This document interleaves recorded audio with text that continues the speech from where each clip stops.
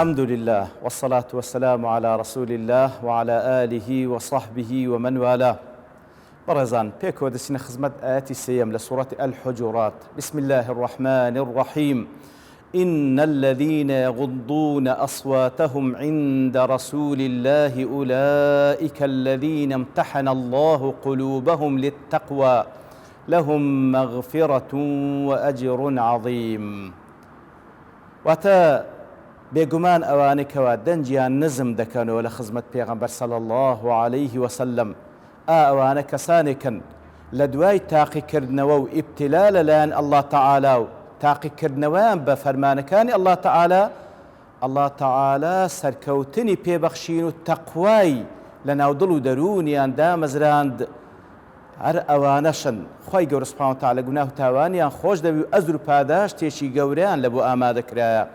بەڵێ خۆشەویستان، وەکو لە وانەی ڕابردووش باسمان کرد کاتێکەوە ئەبوو بەکر و عومەر خۆیان لێ ڕازی بی لە خزمەت پێغەمبەر صلی الله علیه وسلم لەسەر بابەتێک دەنجیان بەرز بۆ ئیتر ئەو ئاتەدابەزی. لە دوای ئەوە دەفەرمی وا قسەیان لە خزمەت پێغەمبەر دەکرد صلی الله علیه وسلم. زۆر جاران پێغەمبەر صلی الله علیه وسلم جۆی لێ نەدەبوو، ئیستفهامی دەکرد، دەیفەرموو چی دەڵێن، واتە بەو شێوەی ڕەچاوی ئەدەبیان دەکرد. کاتێکەوە وەفدێک بیویست بە بچیتە خزمەت پێغەمبەر صلی الله علیه وسلم، پێیان دەفەرموو ئاگادار بە دەنگ بەرز نەکەوێ لە خزمەت پێغەمبەر صلی الله عليه وسلم. ثابتی کوڕی قەیس خوای لێ ڕاز بێ، کاتێکەوە بەخۆی کەسێک بوو جەهوری سەوت بوو، واتە بەخۆی دەنجی گەورە بوو. کاتێک ئەو ئاەتەی پێشووتر دابەزی، ئیتر دانیشت لە ماڵی و دەستی بە گریان کرد و پێغەمبەر صلی الله علیه وسلم نەیبینی.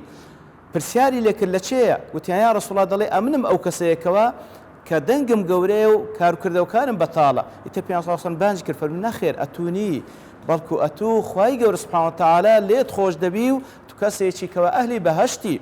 ئیتر بەو شێوەی ئەسحاب خوایان لێ ڕازی بی ئاتەکانی خوای گەورەیان جێبەجێ دەکرد و کاتێکەوە فەرمان هات نابی دەنگ بەرزکەنەوە بەو شێوەی ڕەچاویان دەکرد، دەنجیان نزم دەکردەوە. لێ خوای گەورە دەفەرمی ئەوانە لە تاقیکردنەوەی ڕەب العالەمین دەرچووینە و دڵەکانیان شایستەی ئەوەیەکەوە الله تعالا تەقوای لە ناو دامەزرێنی.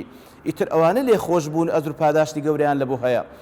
لێ زانیان دەفەرمون هەر کەسێک ئەو فەرمانە و غەیری ئەو فەرمانەی خوای گەورە سوبحانەهو وتەعالا، هەر فەرمانێک لە فەرمانەکانی خوای گەورە کاتێکەوە پێی دەگا، واتە پێی تاقی دەکرێتەوە، کاتێک کە ئامادە بی جێبەجێ بکە، کەواتە لەو تاقیکردنەوەیە دەردەچی و لە شایستە دەبی کە ڕەب العالەمین تەقوا لە دڵ و دەرونیدا مەزرێنیتن.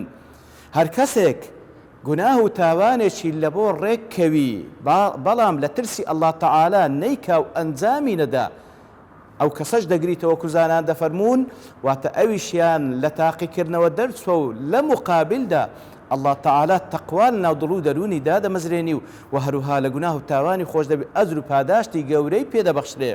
بەڵام لێرەدا وەکو تێبینیەک لە ئەضواء البەیان ئیمامی شەنقیتی دەڵێ ئاگادار بین، کاتێک کە خوای گەورە سوبحانەهو وتەعالا بەو شێوەی تەئدیبمان دەکا و فێر ئەدەبمان دەکا بەرامبەر بە پێغەمبەرەکەی صلی الله عليه وسلم، بەڵام لەگەڵ ئەوەشدا پێویستە لێمان تێکەڵ نەبی و مەقامی الله تعالا لەگەڵ مەقامی پێغەمبەر صلی الله عليه وسلم لێمان تێکەڵ نەبی.